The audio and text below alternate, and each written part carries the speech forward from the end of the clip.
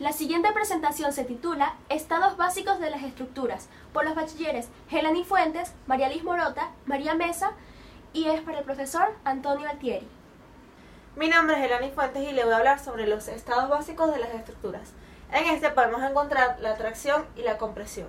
La tracción son los elementos que soportan la tensión en direcciones contrarias de su extensión, por ejemplo los cables de los puentes colgantes.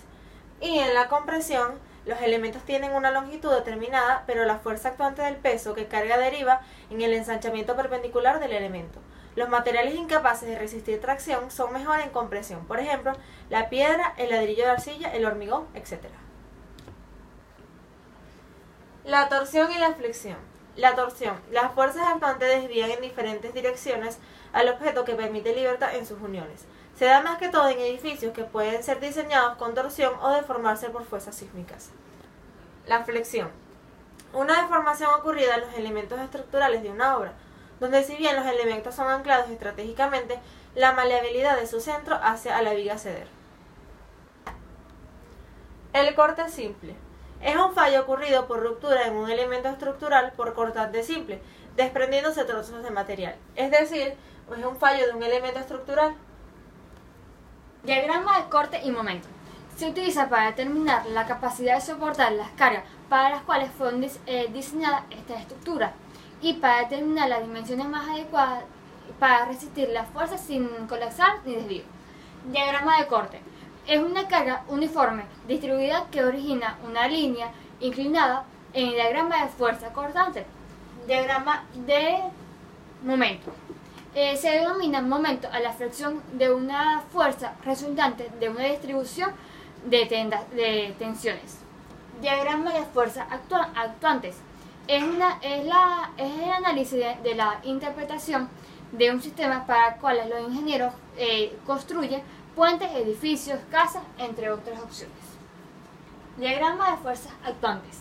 Es la interpretación de una fuerza ejercida en un punto u objeto determinado, siendo esta la dirección y fuerza ejercida en las cuales después por medio de ciertas fórmulas y valores obtiene diferentes valores que sirven para la utilización y los cálculos del material que vamos a usar.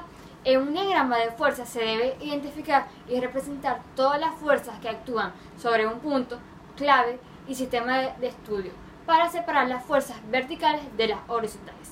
Diagrama de fuerzas horizontales o de vigas. Elemento tipo viga las cuales fueron internas, involucradas tres incógnitas: fuerza axial, cortante y de en medio. Las cortantes y de en medio pueden ser tanto positivas o negativas. Por todo lo que conocemos, la fuerza del extremo y aplicando el método de la sección en cualquier punto de las vigas. Diagrama de fuerzas actuantes de columnas. Es un elemento tipo columna, las cuales son dimensiones pequeñas comparadas con las tres dimensiones. Las cargas principales actúan paralelas al eje del elemento y por lo que tanto trabaja principalmente en compresiones. Formas de cálculo en una estructura. Las formas de cálculo en una estructura en realidad son lo más sencillo de la parte del análisis en estructuras en cuestión a vigas, ya que hay que sencillamente tener en cuenta que hay fuerzas actuantes ascendentes de acuerdo al movimiento y fuerzas actuantes descendentes de acuerdo a las cargas que se soportan. Se trata de calcular las fuerzas que actúan de acuerdo a las reacciones en los apoyos. También hay fuerzas que actuarán sobre la viga nada más. Aquí actúa el efecto de la flexión y se calculan tanto diagramas de fuerza cortante como diagramas de momento. Actualmente se realizan estas operaciones mediante programas computacionales avanzados y no mediante el desglosamiento de fórmulas complejas. Aquí se aplican fórmulas de física básica para movimientos y desplazamientos y además se deriva en una especie de suma de las fuerzas de dirección que serán igual a cero, debido a que las fuerzas hacia abajo totales son igual a las fuerzas ascendentes totales.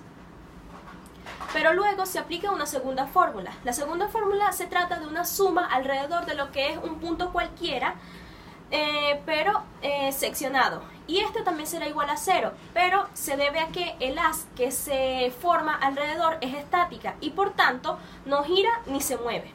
De acuerdo al material que tenga cada estructura, pueda ser de acero, madera u hormigón, hay un cálculo diferente. Por ejemplo, el acero.